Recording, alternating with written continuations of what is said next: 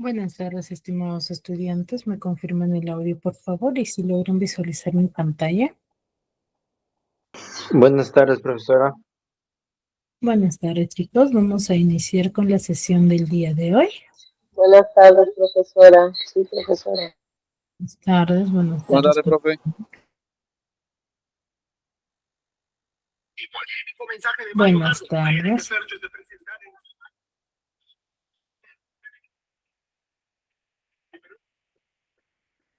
Muy bien, vamos a iniciar con la sesión del día de hoy. ¿Ya? A ver, vamos recordando lo que hemos trabajado la clase pasada. A ver, ¿quién me podría manifestar qué tema hemos desarrollado?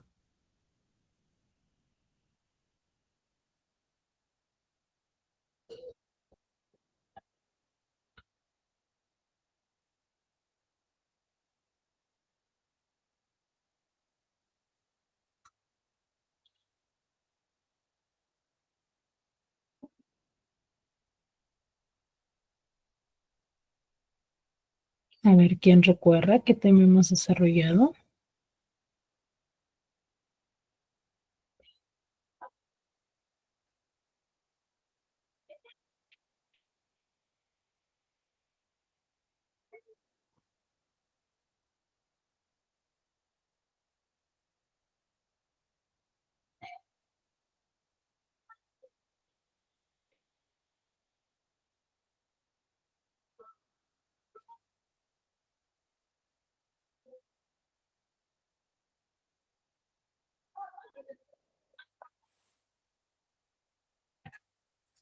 A ver, Naisha, Mary, Sarai, Jackie, José, ¿qué recuerdan de la clase pasada?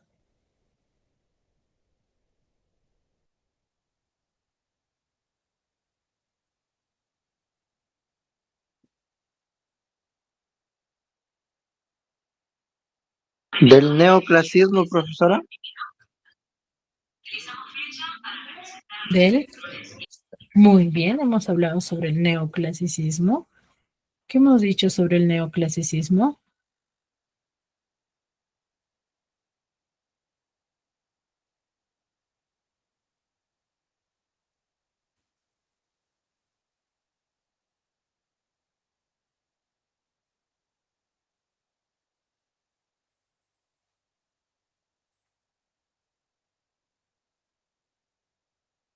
¿Qué hemos dicho sobre el neoclasicismo?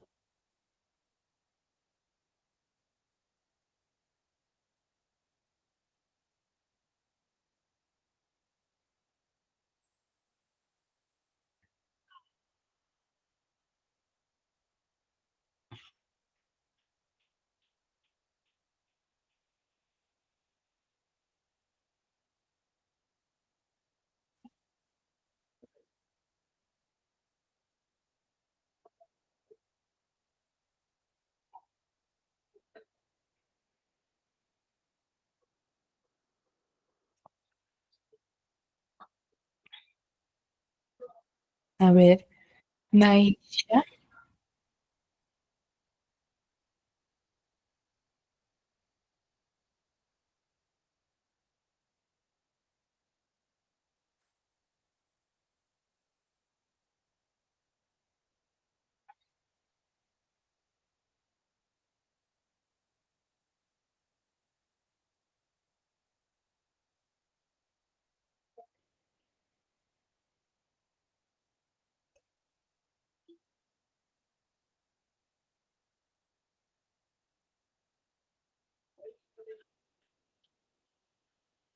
José Ramón. Buenas tardes, profe. Disculpe, lo pasé en la calle, estoy llegando a casa, ya le respondo. Un minuto. Ya, muy bien. Marisa,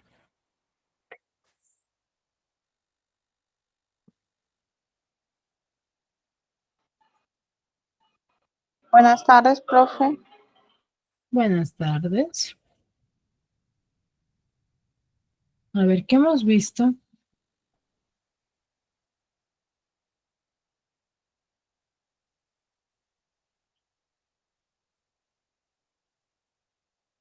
¿Qué hablamos la clase pasada sobre el neoclasicismo, Marisa?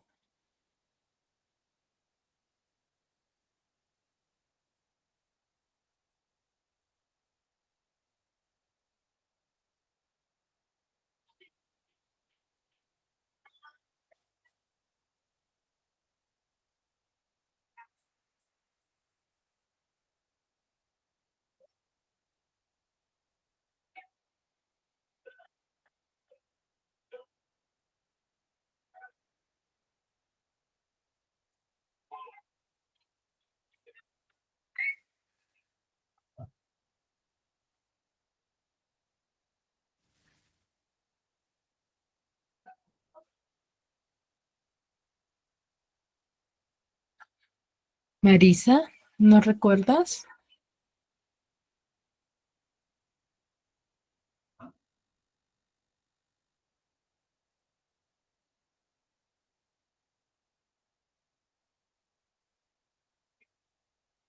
Buenas tardes, profe. Profe, hablamos sobre su contexto histórico del reinado con quien empezó, que ya en ese momento había bibliotecas, la ilustración Muy bien, hemos hablado del neoclasicismo, Fran.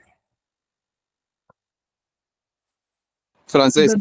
Francés, ¿ya? ¿Por qué es importante que recordemos? Porque dichos antecedentes también van a formar parte, o dichas características también van a formar parte del neoclasicismo español, ¿no? Si bien es cierto, nosotros sabemos de que cada movimiento literario, ¿sí? Está o presente en diferentes países, ¿no? Pero que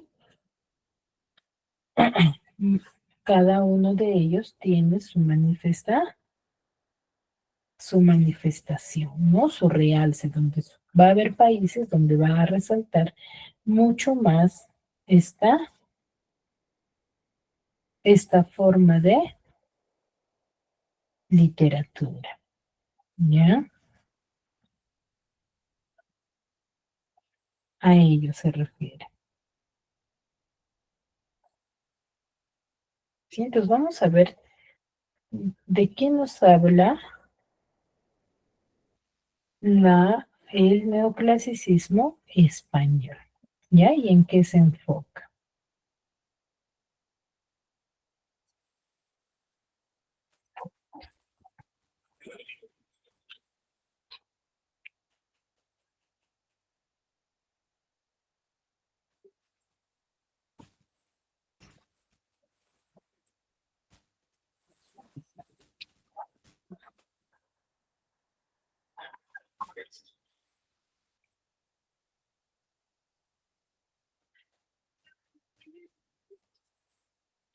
Recordamos, ¿en qué año surge el neoclasicismo?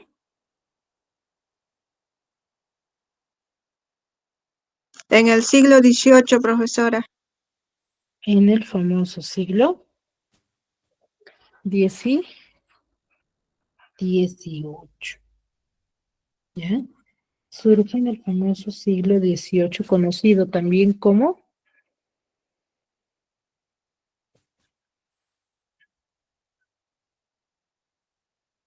¿El siglo del sol, o de oro, profesora? ya el siglo de las luces, ¿ya? El famoso siglo de las luces se le considera de esa forma también, ¿no?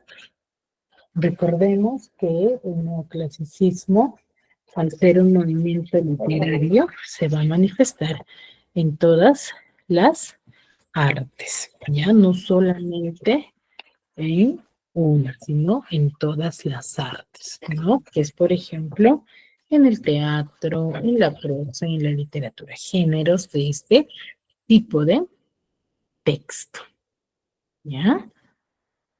A ello se refiere.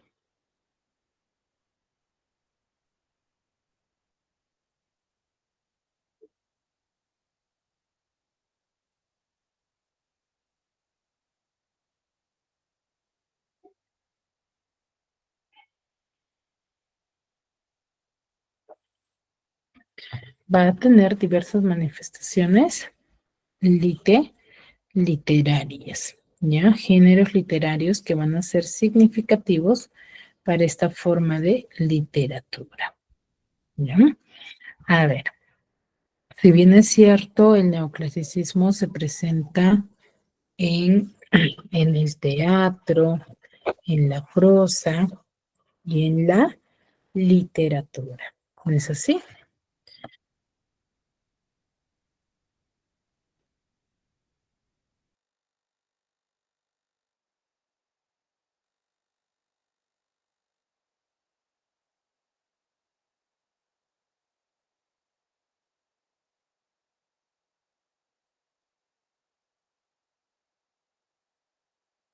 Profe, no se escucha. La famosa, les decía, ¿no? Que en el teatro se va a desarrollar la famosa regla de las 3 unidades, ¿no? Ellos van a respetar el tiempo, la acción y el lugar, ¿no? De toda obra teatral. En prosa vamos a hacer la manifestación en el críticas y en ensayos, ¿no? Dentro de esta época, porque recuerden que aquí los escritores son intelectuales, ya no solamente escriben con el afán de entretener a la sociedad, sino con el objetivo de educarlos, ¿ya? Acá vamos a tener una de los grandes manifestantes que va a ser Feijóo, ¿ya? Luego en literatura vamos a tener una poesía pastoril, ¿sí? Una poesía pastoril donde va a estar también la fábula, ¿no? La fábula va a volver a ser importante dentro de esta época, ¿ya? Que donde su objetivo de ambas manifestaciones, ay, se salió. El objetivo de ambas manifestaciones va a ser el de enseñar, ¿no? El de enseñar, el de educar a la sociedad a la cual pertenece, ¿sí? Entonces, estas manifestaciones van a ser muy importantes, ¿no? Acá tenemos a Valdés y a Samaniego, dos de los grandes representantes de esta época, los cuales van a hablar sobre esta forma de literatura, ¿no? Van a tener mayores manifestaciones, ¿sí? Hasta ahí todo claro referente a un pequeño resumen y breve resumen sobre los géneros o literarios que aparecen dentro de esta época. Sí, profe. Sí, profesora.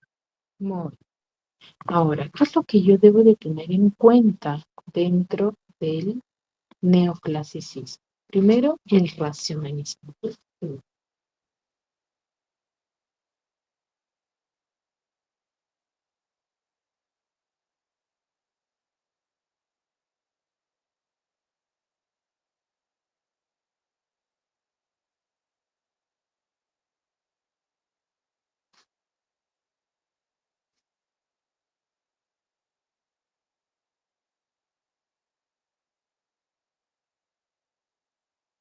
¿Por qué es importante?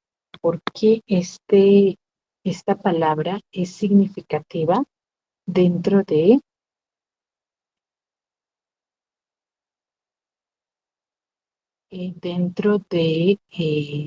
el neoclasicismo.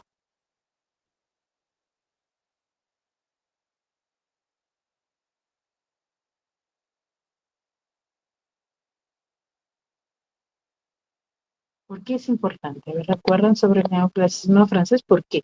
Porque dentro de esto también se va a desarrollar la misma temática.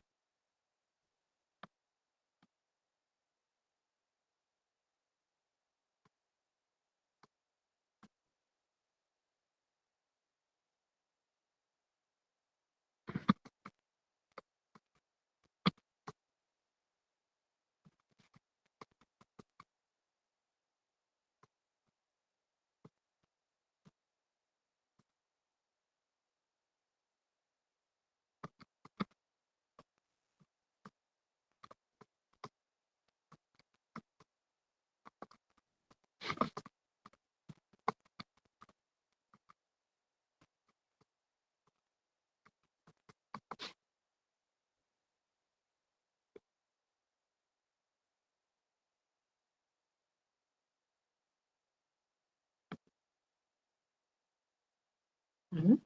A ver, ¿qué me dice?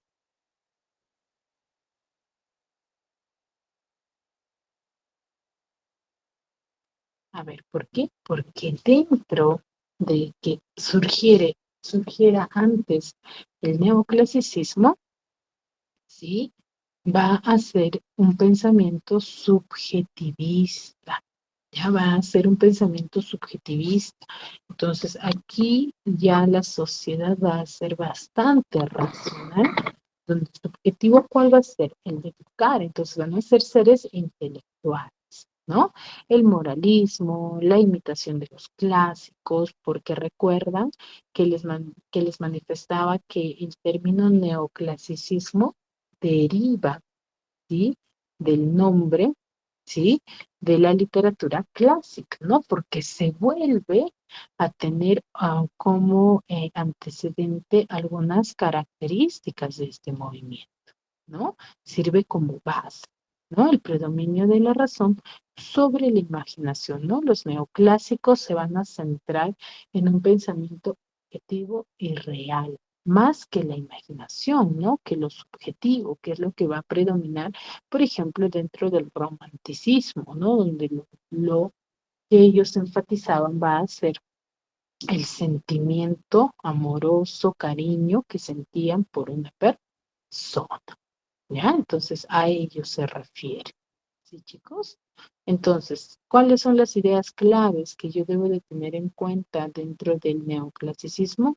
Uno, el racionalismo, el moralismo, la imitación de los clásicos por su mismo nombre y el predominio de la razón sobre la imaginación, ¿no?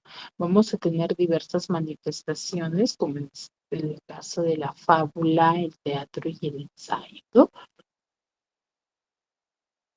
Y diferentes obras literarias dentro de esta sociedad y dentro de esta época, ¿no? Que son Robinson Crusoe, los viajes de Gulliver, Werther, ¿no? Las cuitas del joven Werther de Johann Wolfgang Goethe, El Cid de las niñas de Luis Fernando Moratín, Félix María Samaniego, Tomás de Iriarte y José Cadalso, ¿no? Que son diversos representantes de esta literatura.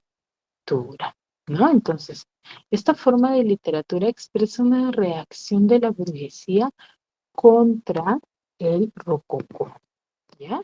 Es una reacción de la virtud sobre la decadencia y va a pretender simplificarla, ¿no? Disminuir la importancia que tenía durante esta época, ¿no? Y va a adoptar y promover algunas de las ideas básicas de la Revolución Francesa, ¿no?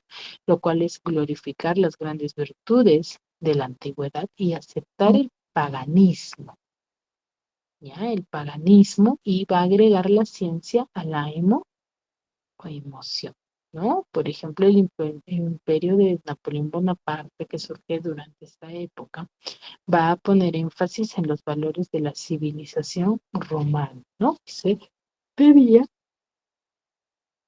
de respetar, ¿no? Ahora, recordamos, ¿no? Recordemos que dentro de este movimiento literario, ¿sí? Que surge en el siglo XVIII, es conocido como el famoso nombre de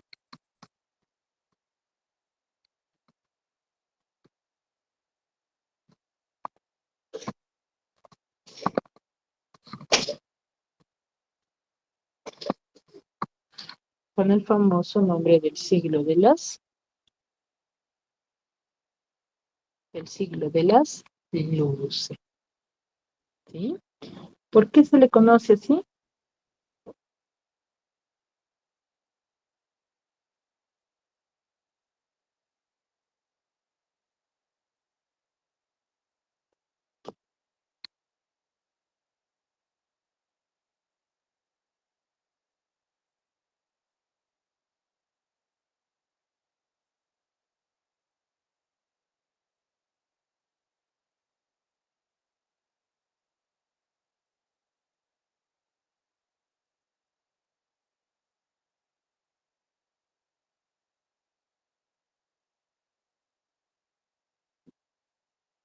A ver, recordamos. ¿no? Se le conoce con el famoso nombre del siglo de las luces.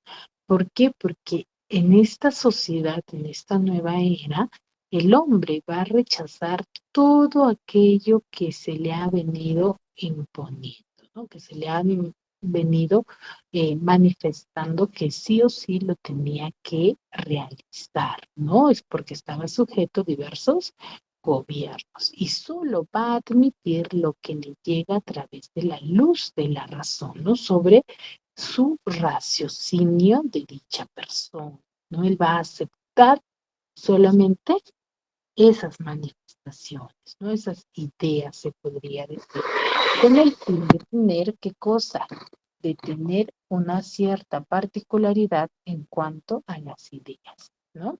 Acá la razón va a ser la norma con la que se van a valorar todas las manifestaciones humanas, ¿no? Aparte de que van a ser mucho más veredictas, ¿no? Como consecuencia va a aparecer en Europa a principios del siglo un grupo de pensadores, los cuales van a tener un espíritu científico, que van a tomar la experimentación como método ¿para qué? Para adquirir el conocimiento, ¿no? Sin temor a qué, sin temor a equivocarse, ¿ya? En esta época, este movimiento va a recibir el nombre famoso de la Ilustración, ¿ya? Es conocido con este nombre. Y entonces, cuando se les consulte y se les pregunte por qué se le conoce como el siglo de las luces, ¿ustedes qué responderán? ¿Qué dirán?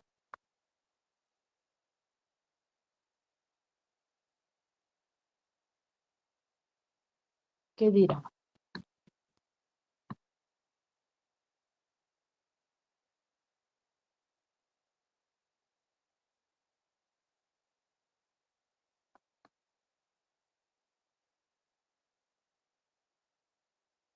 Chicos, lo acabo de mencionar. Rocío, Marisa.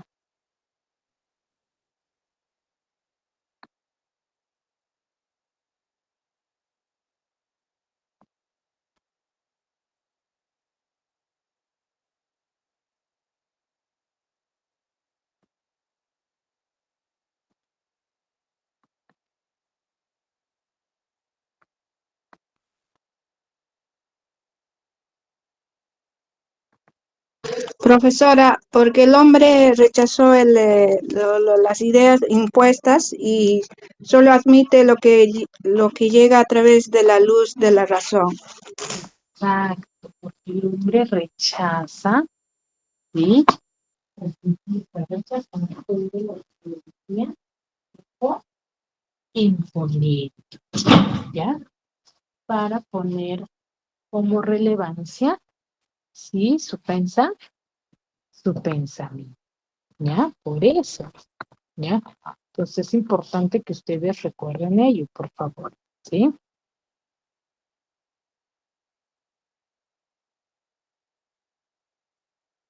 ¿Queda claro?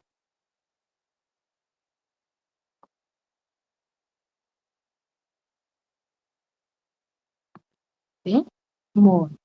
Ahora, el nuevo clasicismo no solamente, ¿sí? Si bien es cierto, hemos dicho que adopta diversos pensamientos de la literatura clásica, pero no solamente va a adoptar aquellos ideales antiguos, sino que va a desarrollar, ¿sí?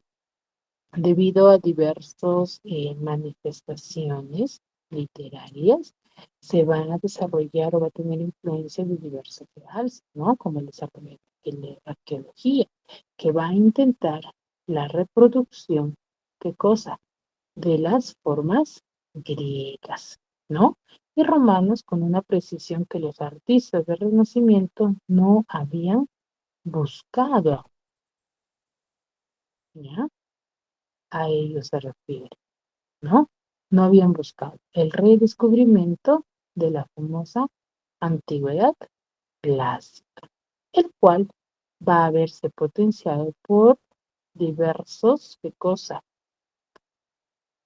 Por diversos hallazgos arqueológicos. Recuerden que va a tener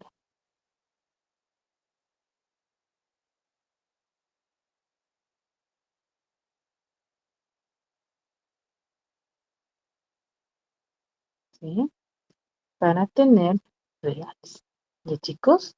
Entonces, el redescubrimiento de la antigüedad clásica va a verse potenciado por importantes hallazgos arqueológicos, ¿no? Que Herculano y Pompeya van a estar sepultados por las cenizas del Vesubio, el cual van a salir a la luz en el año 1719 y 1718. ¿Cómo será la literatura en el siglo XVIII? ¿Cómo creen?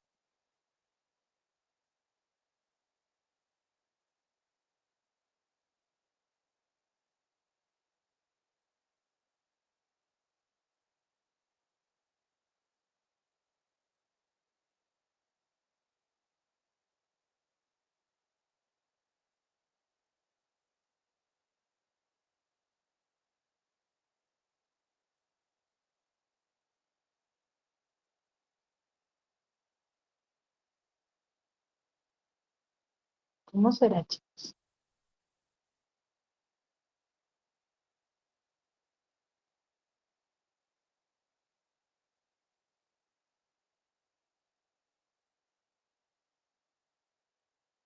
¿Mm?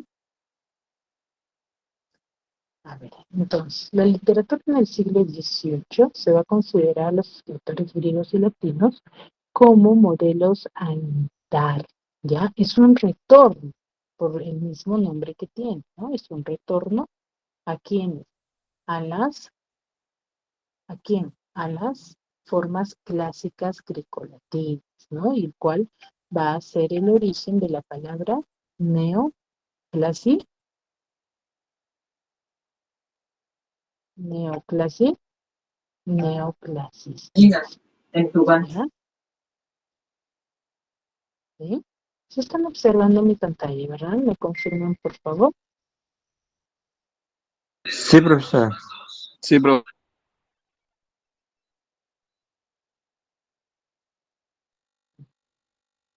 Muy bien. Entonces, tiene esa forma, ¿no? El neoclasicismo va a dar preferencia a la razón frente a los sentimientos, el cual va a ser impuesta por reglas a las normas que van a ser ajustadas a los textos literarios de esta época, ¿sí? Donde como consecuencia va a tener que abandonar bastante la producción lírica, ¿no? Porque dentro de esta época, ¿sí? Que se va a desarrollar esta forma de pensamiento, ¿no? Donde la literatura neoclásica va a tener un marcado carácter crítico, ¿no? Porque por ende es que se desarrolla este pensamiento, ¿cierto? De, por ejemplo, que van a ser las manifestaciones literarias, van a ser los ensayos y los textos críticos, ¿no? Entonces, por ende, ¿no? Por esta forma de pensamiento que los neoclásicos van a tener durante esta época, ¿no? Que es bastante didáctico y moralizador, ¿sí? Hasta aquí, ¿alguna duda, alguna consulta?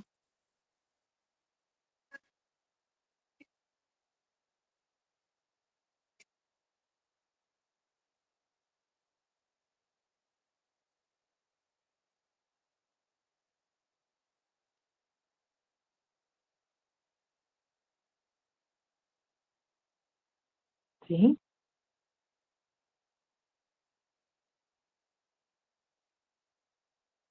Chicos, dudas, consultas hasta aquí, todo claro.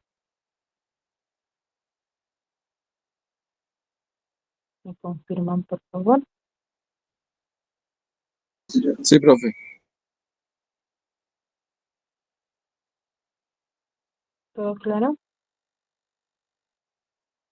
Sí, profesora. Seguimos entonces. Ahora, ¿cómo era la ideología ilustrada dentro de esta época? La ideología, la forma de pensamiento dentro de esta sociedad, ¿sí?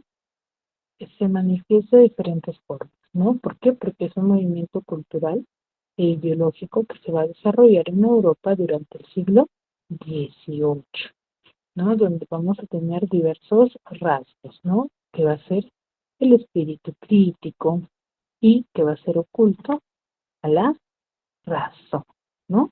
Que va a ser oposición a los prejuicios, ¿no? A la ignorancia y a la sumisión intelectual de esta sociedad, ¿no? Va a tener fe en el progreso, donde va a nacer dentro de esta época el espíritu científico, ¿no? El laicismo, donde su objetivo va a ser el de defender, ¿sí?, la libertad espiritual, donde muchos van a ser anticlericales y van a atacar a la iglesia, ¿no? Van a tener esa forma de pensamiento para atacar a la iglesia, ¿sí?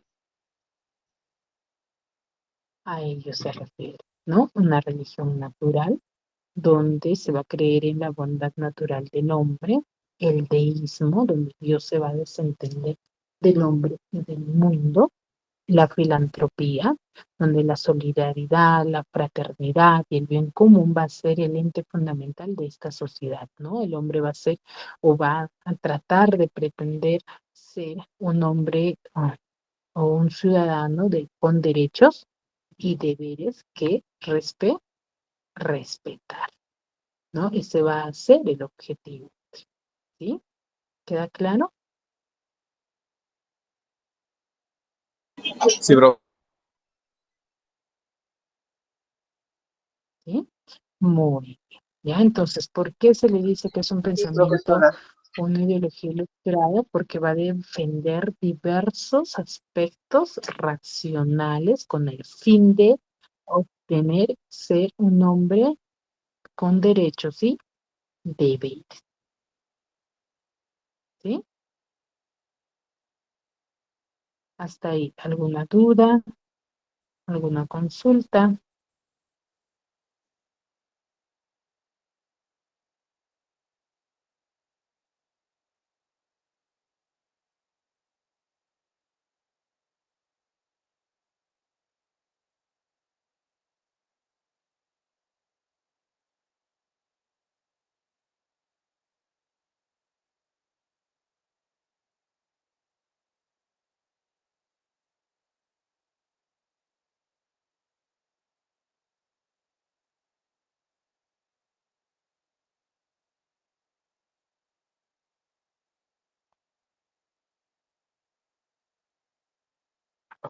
¿Ninguna? Muy bien. ¿Ya? Ninguna, Bueno, ¿qué más? profesora. ¿Qué otro tipo de pensamiento tiene? ¿Qué otro tipo de pensamiento tiene?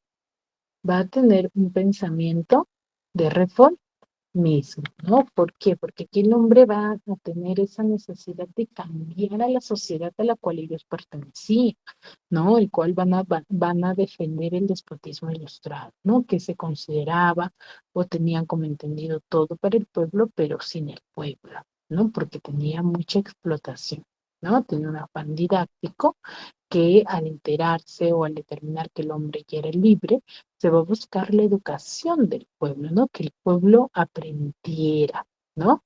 Y se consideraba que la literatura de esta época debe de enseñar deleitando, ¿no? Informando, ¿no? El neoclasicismo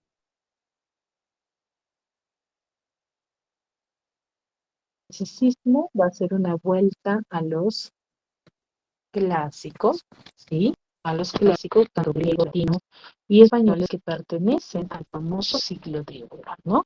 Va a tener diversas normas estéticas donde va a tener cierta perspectiva clásica, ¿no? De esta época. Por ejemplo, la verosimilitud, la imitación de la naturaleza y la famosa regla de las tres unidades, ¿no? Van a ir surgiendo las famosas academias, ¿no? ¿Por qué? Porque ya se venía desarrollando con el objetivo de educar a la sociedad, ¿no? Y estas van a subrayar el valor normativo de lo clásico, ¿no? Van a despreciar el barroco y defienden el buen gusto por los textos, ¿no?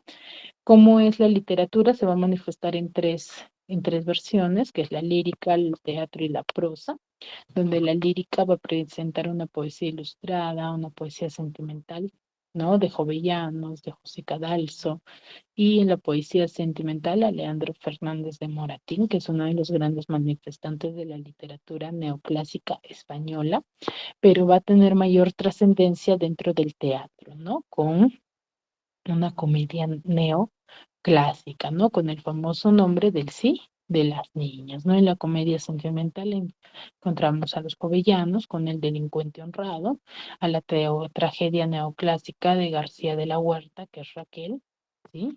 Y a la prosa imperceptiva, que es Luzán con la poética, y el ensayo de Feijó, de José Cadalso y de los jovellanos, ¿no? De Feijó, por ejemplo, el teatro crítico universal, con cartas eruditas y curiosas, a José Cadalso con los eruditos a la violeta, con cartas marruecas y noches lúgubres, y los jovellanos, que son memorias sobre la educación pública que se va a desarrollar dentro de esta.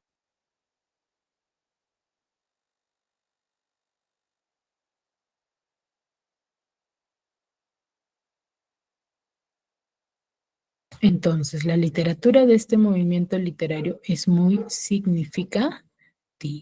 Ya vamos a ver un pequeño video para poder comprenderlo mejor. Se llama Ciclo de las Luces al siglo XVIII.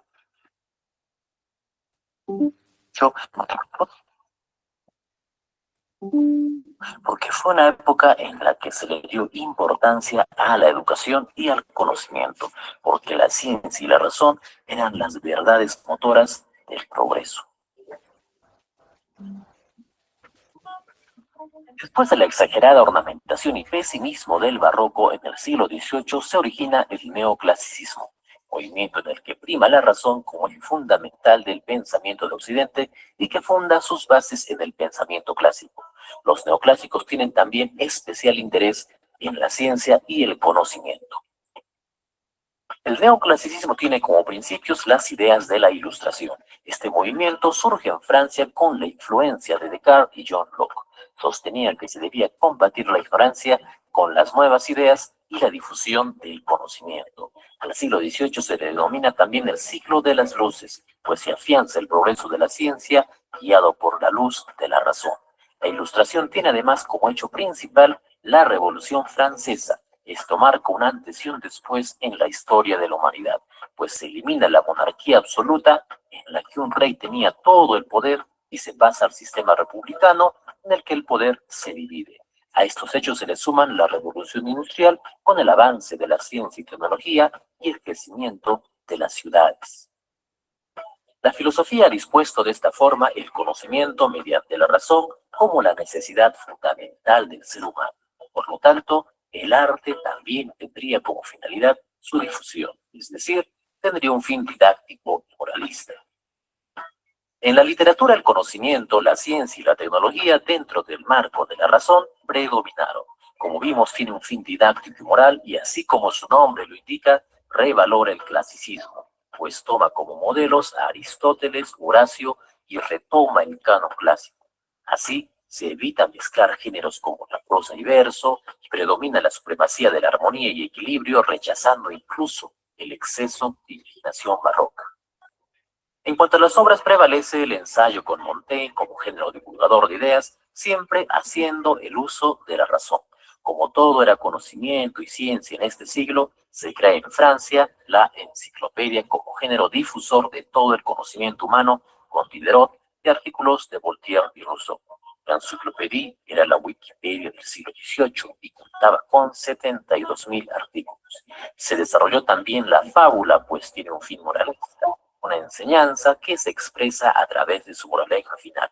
Destacan en este género los españoles Iriarte y Samaniego y el francés Fontaine. Como hemos podido ver, el neoclasicismo fue una época en la que el ser humano se interesa por la razón y el conocimiento. El mundo avanza y se hace uso de esta razón para explicarlo.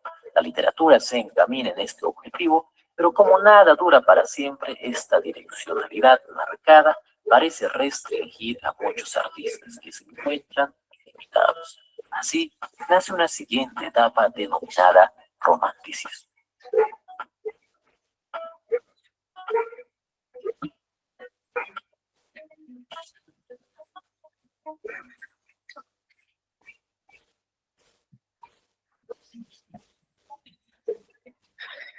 Muy bien, ¿se entendió mejor?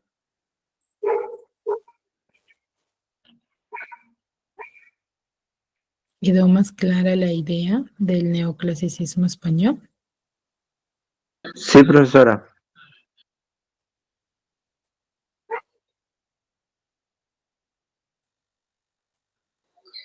Sí, profesora. Muy bien. Bueno, entonces la literatura o el clasicismo español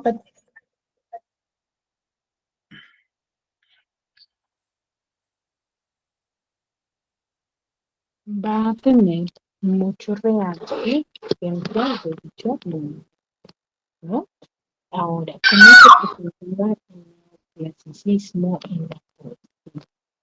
Aquí se va a considerar de mal gusto expresar los sentimientos, ¿no?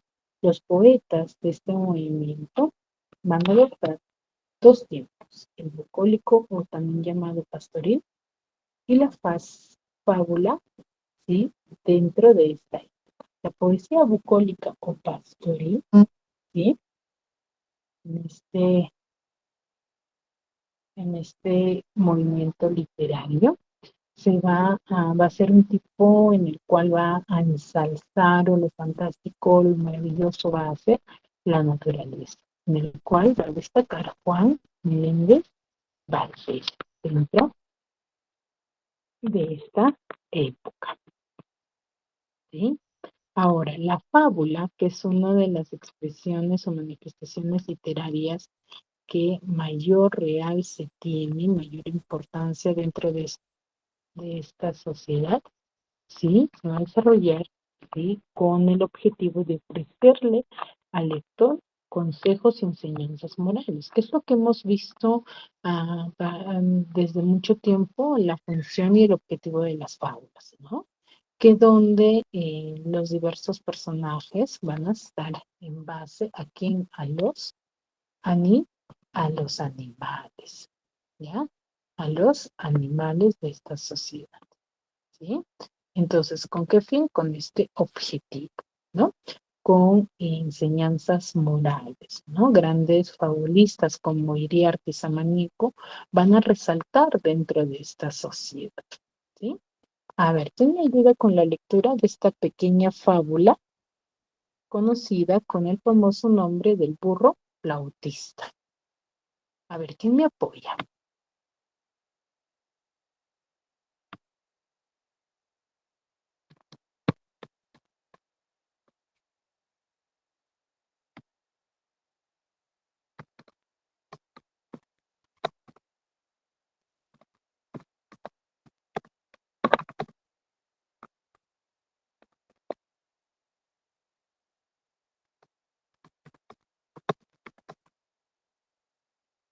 A ver, ¿quién me ayuda?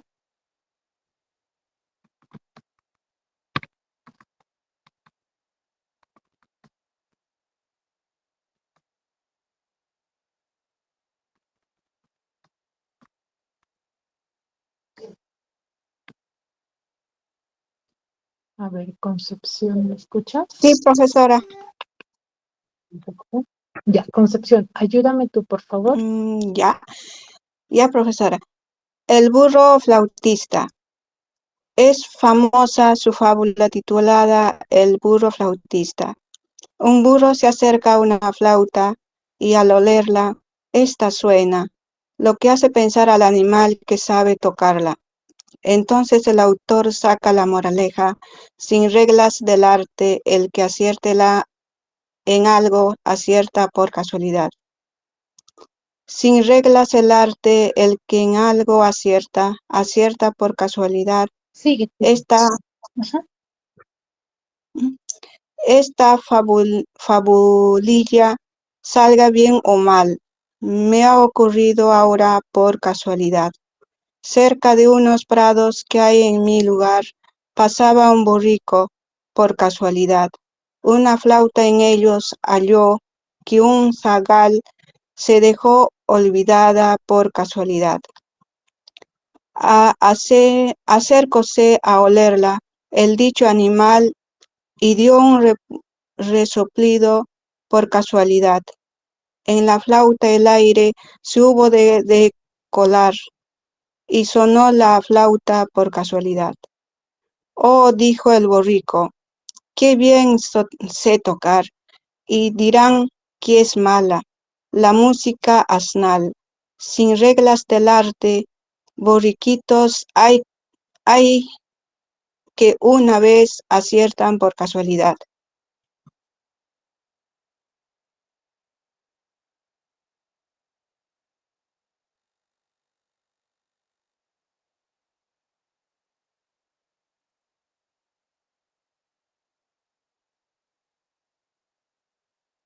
Muy bien. Gracias, Concepción.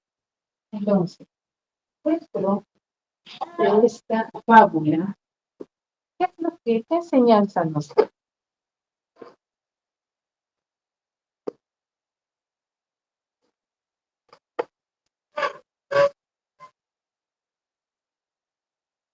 ¿Qué enseñanza nos da a conocer? ¿Qué es lo que nos enseña?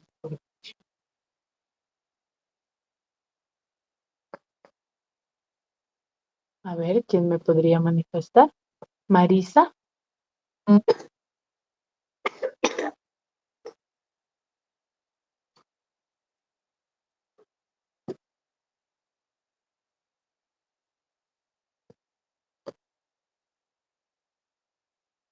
Marisa.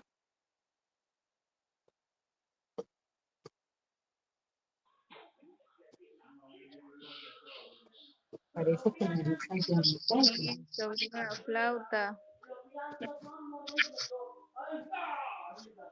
A ver. Naisha. Sí, Miss.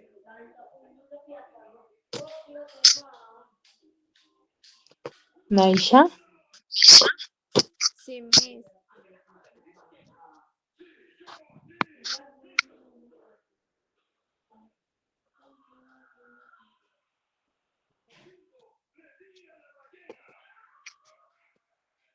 Naisha, ¿qué nos enseña esta fábula?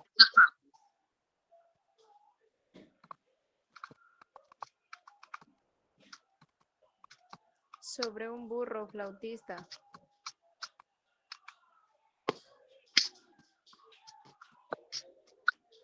Miss, escúchame. Uy.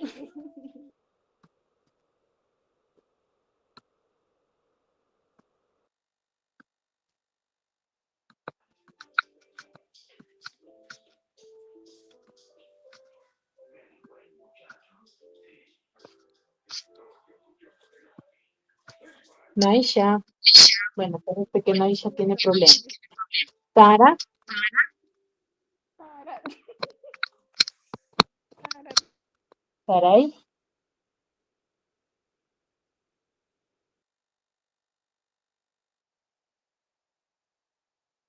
A ver, Concepción, ¿tú qué lo has leído?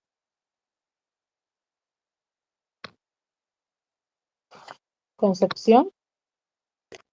Profesora, de un burro flautista, dice también la casualidad. Ya. A ver, el burro, ¿sabía tocar la flauta?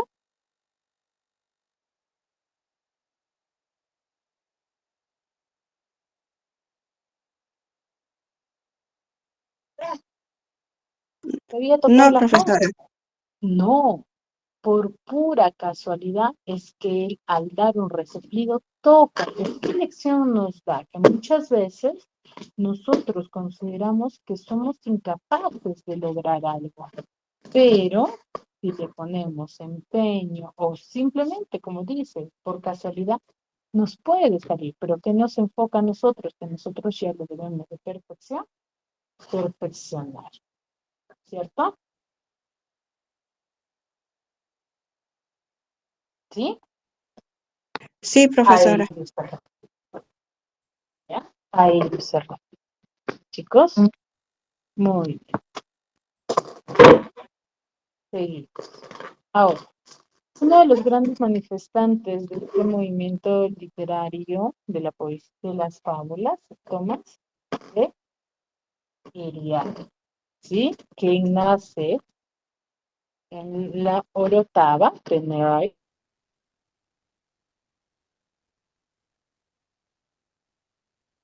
en 1000.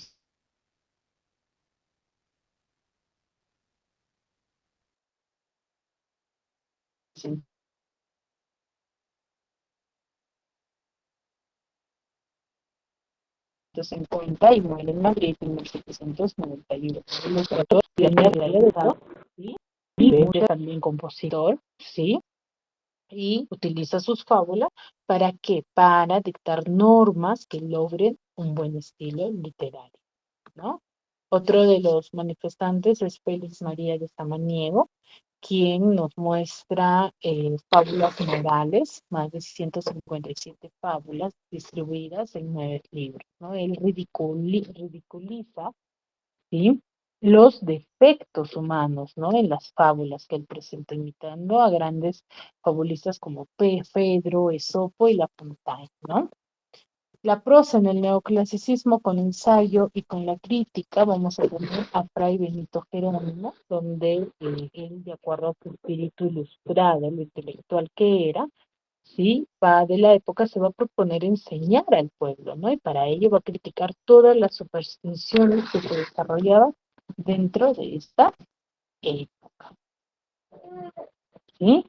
Pero lo más resaltante dentro de esta sociedad va a ser el teatro, ¿sí? El teatro considerado por Leandro Fernández de Moratín en el año 1760-1828, él nos da a conocer, ¿sí?, diversas textos basados en las normas neoclásicas de la época, ¿no? Y va a ser convertido el autor en uno de los mejores y escasos dramaturgos presentes dentro de esta época, ¿no? Aquí la comedia nueva o el café va a criticar duramente a los poetas, ¿no? Y una de sus obras fantásticas que vamos a tener es la famosa obra de El sí de las niñas. En esta obra va a ser una dura crítica a las familias que obligaban a sus hijas a casarse sin tener en cuenta los sentimientos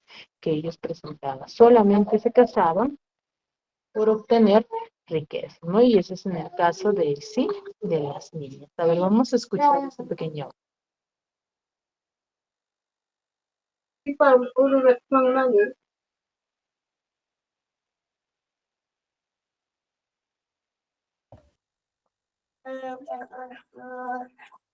El sí de las niñas.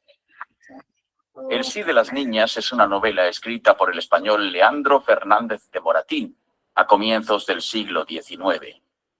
En la novela se relata la historia de un hombre de 60 años llamado Don Diego, que se encuentra acompañado de su sirviente Simón en una posada de Alcalá, a la espera de la llegada de doña Inés y de su hija Francisca. Don Diego le cuenta a Simón que está enamorado de Francisca, que para él es una joven con buenos valores, virtudes y sobre todo muy hermosa. Él, junto con doña Inés, madre de Francisca, planearon su matrimonio, aunque sin la aprobación de ella, que durante ese tiempo se encontraba estudiando en un internado de monjas. Doña Inés había ido a recoger a Guadalajara a Francisca y la llevaba hasta Alcalá, a la posada donde se encontraba don Diego para que se conocieran antes del matrimonio.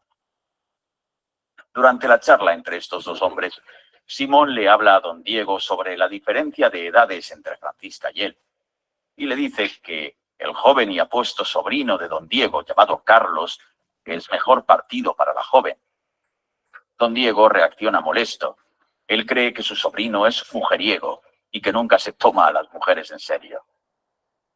Al final la espera termina y llegan doña Inés y su hija. Se presentan y comienzan a charlar sobre las múltiples familias millonarias. La conversación es para Francisca poco interesante, así que decide retirarse y se va, ocasión que aprovecha don Diego para hablar con doña Inés sobre la joven. Don Diego le exige a doña Inés que sea Francisca quien le diga de frente el amor que siente por él, ya que los supuestos halagos que él ha recibido han sido siempre mediante la madre. Él quiere que la joven le confiese el por qué prefiere un marido experimentado, de edad madura, y que sepa cómo llevar su matrimonio, ya que los matrimonios jóvenes no tienen la capacidad de llevar una relación. Lo que ambos no saben es que Francisca y Carlos, el sobrino de don Diego, han mantenido una relación en secreto durante el tiempo que la joven estuvo estudiando en el convento. Carlos la visitaba por las noches Él llegaba sigilosamente y se saltaba el muro del lugar para encontrarse a solas y en secreto con Francisca en el jardín del convento. Por otro lado, doña Inés lleva con ella a su criada llamada Rita, de quien no sabe que mantiene comunicación con Calamocha, sirviente de Carlos, el sobrino de don Diego. Ambos se encuentran en la misma posada y Calamocha le cuenta a Rita que su patrón recibió una carta en la que Francisca le cuenta que su madre está planeando casarla con un señor de 60 años. En ese momento, su patrón Carlos se encontraba en Zaragoza y decide viajar a Alcalá para impedir el matrimonio y confesarle a doña Inés su amor hacia Francisca. Calamocha le dice a Rita que vaya y le cuente a Francisca que Carlos, su patrón, también se encuentra alojado en la misma posada. Mientras tanto, doña Inés manda a llamar a su hija. Esta le confiesa a su madre que ya no es una niña y que sabe el significado del amor. Se niega a casarse con don Diego porque no lo ama. Su madre intenta convencerla de que lo mejor que puede hacer es casarse con don Diego, ya que con él no le hará falta de nada y podrá tener más lujos de los que ella se imagina. Doña Inés cree que su hija no quiere casarse con don Diego porque se quiere quedar en el convento y convertirse en monja, pero Francisca lo niega. Mientras tanto, don Diego sospecha que la joven no siente el mismo cariño que él siente por ella y le dice a Francisca que espera que ella le exponga su cariño. Pero cuando Francisca intenta negarse a contraer matrimonio con él, la madre la interrumpe e impide que le confiese la verdad. Don Diego sale de la habitación y descubre que su sobrino Carlos se encuentra en la misma posada. Le pregunta por qué se encuentra en el lugar, y Carlos, temeroso, termina por contarle toda la verdad a su tío. Don Diego, enojado, lo tira de la posada y le exige que regrese a Zaragoza y que cumpla con sus obligaciones. Carlos obedece y se marcha junto con su sirviente Calamocha. Rita, la criada de doña Inés, se entera de lo sucedido y le cuenta a Francisca que Carlos y su sirviente se han marchado de la posada. La joven rompe en llanto y cree que Carlos la ha abandonado. Esa misma noche, Carlos llega a darle una serenata a Francisca y tira una carta por la ventana que Rita tendría que recoger y llevársela a Francisca. Pero por error, la carta cae en manos de don Diego. Este se molesta mucho porque sospecha que el acto es propiciado por un enamorado de Francisca. Cuando Rita sale en busca de la carta, la criada no la encuentra y le dice a Francisca que no encontró la supuesta carta que Carlos tiró por la ventana. La joven se empieza a sentir decepcionada y cree que Carlos simplemente la ha engañado. Esa noche, Francisca y don Diego se encuentran en la sala de la posada. Él le exige que le confiese lo que en verdad siente por él y que si existe otro pretendiente que a ella le interese. Y la joven, decepcionada por el abandono de Carlos, le dice que no existe nadie más y que la razón por la que no quiere casarse es porque quiere regresar al convento. Muy bien. Entonces vemos en el inicio de esta historia que a la niña se le obliga, ¿no? Entonces, ¿con qué fin? Con el objetivo de tener riquezas nada más. Y era algo moralizante dentro de esta sociedad. ¿Sí, chicos? Muy bien, chicos. Nos vemos la siguiente clase. Cuídense mucho. Espero que me hayan podido entender y comprender.